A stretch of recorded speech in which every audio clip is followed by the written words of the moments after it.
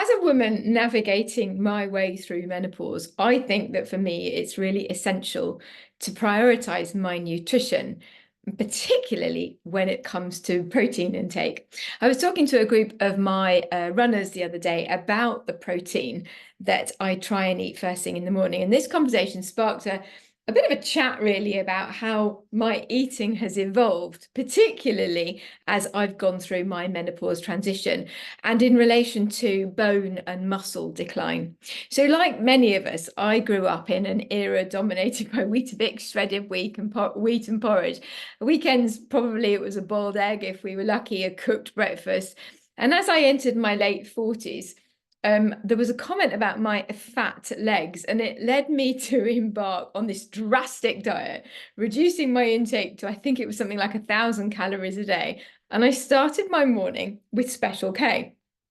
So Special K, really sweet, really tasty, and left me starving within about 15 minutes. So at that time, I was nursing and I was working long shifts on the ward, which meant that meal breaks were few and far between, and I didn't have very long if I did. And my only, I suppose, balanced meal was in the evening at dinner time.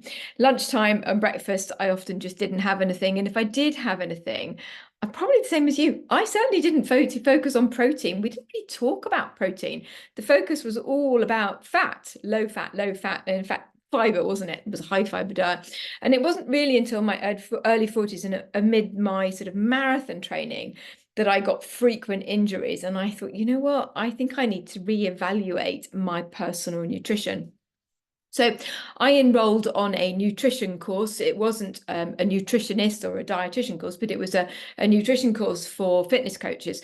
And this was a real game changer for me because it enabled me to look at what I was doing, both what I was eating and my sort of fitness and what I was doing, and make some changes. And by tweaking my diet, and really I did only tweak it, I actually at that point lost 1.5 stone, and I never felt hungry. I was able to get back into my running and do all the things that I wanted to do just by making some simple adjustments. And really, it's those changes that I made then that I've used as a basis for the advice I give to the clients that I work with. And one of those core bits of advice now is to include protein at every meal. I think we've long understood the importance of protein, and only in the last 10 years or so, particularly in the menopause world, have people been talking about it specifically for us women with relation to sarcopenia, that's that muscle loss. But actually, fairly recently, people have talked about the importance of having protein first thing in the morning. And I don't know about you, but a slice of ham was my protein at lunchtime, and in the morning we didn't think about it at all. So getting your head around this change can be quite a big thing. So the amount of protein that is recommended for women in that menopause transition is somewhere between 30 to 50 grams of protein at breakfast or for your first meal.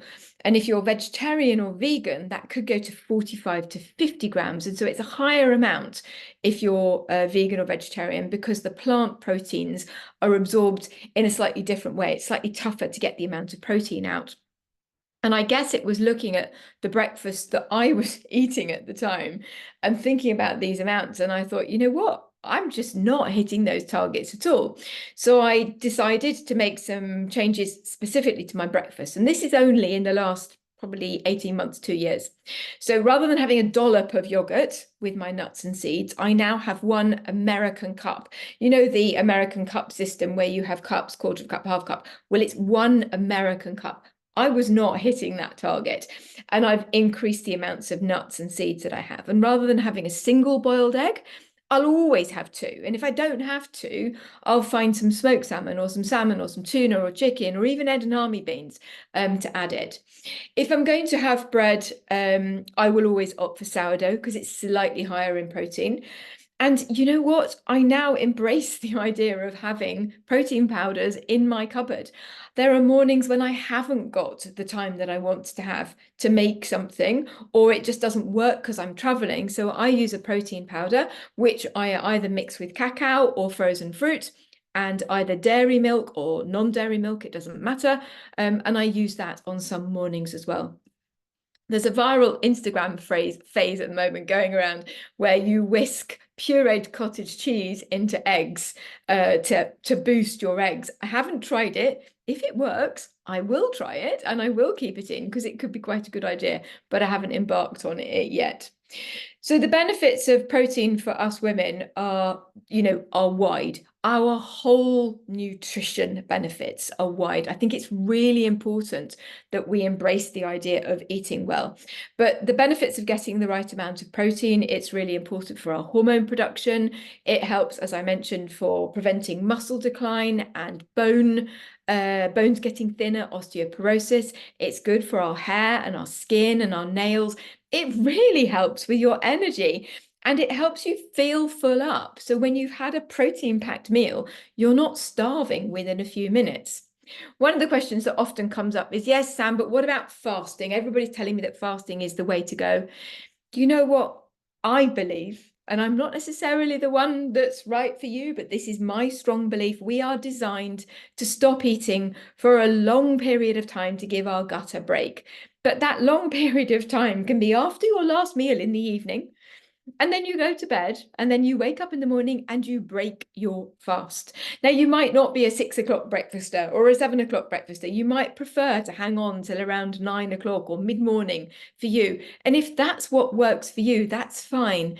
But these fasts that people are suggesting where you don't eat for 24 hours, 48 hours or whatever, for us women who are really sensitive now, keeping our blood sugar stable becomes really important. And even if you don't think that you're stressed about the fact that you can't eat till Thursday, there is stress being noted in your body, and cortisol will therefore be released as a result of that stress. And we don't need that at this time. So you have to find the routine that works for you. But I would suggest that if you don't eat after about 9 o'clock and then you eat again around 8 or 9 o'clock the next morning, that's fine. Just a few little tips that work for me for getting my breakfast, my protein-packed breakfast into my day. Sometimes I'm working from home. I'm always teaching a class online first thing in the morning. Sometimes I'm jumping on a train and going up to London or getting in a car or whatever. So plan ahead. I like the Bon Moment jam jars, which I can put my yogurt and my nuts and seeds and some fruit in the fridge the night before. That works really well.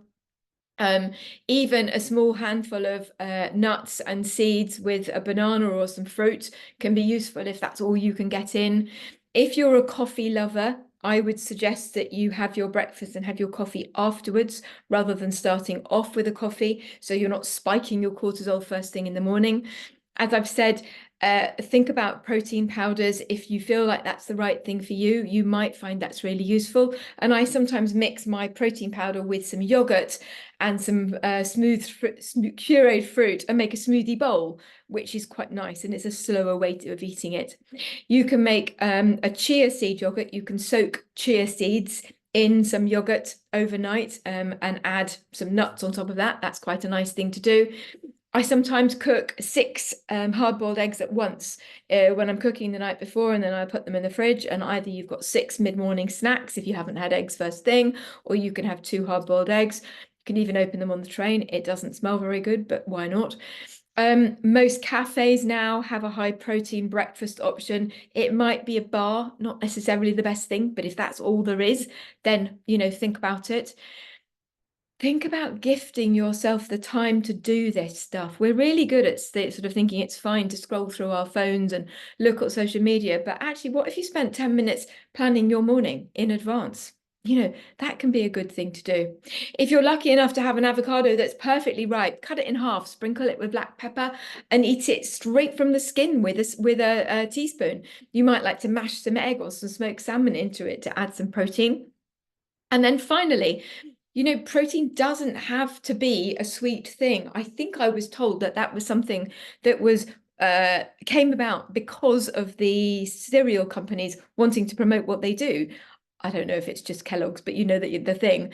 If you want to have a chicken drumstick, if you want to have some smoked salmon, if you want to have, I don't know, last night's supper for breakfast, a bit of risotto, that's fine. We don't need to tick the boxes that society has told us we need to tick. Anyway, I hope that's helped you have a little look at what you're doing for your breakfast and make you analyze, perhaps I need to be a bit more protein packed to start my day. Thanks for watching. Bye.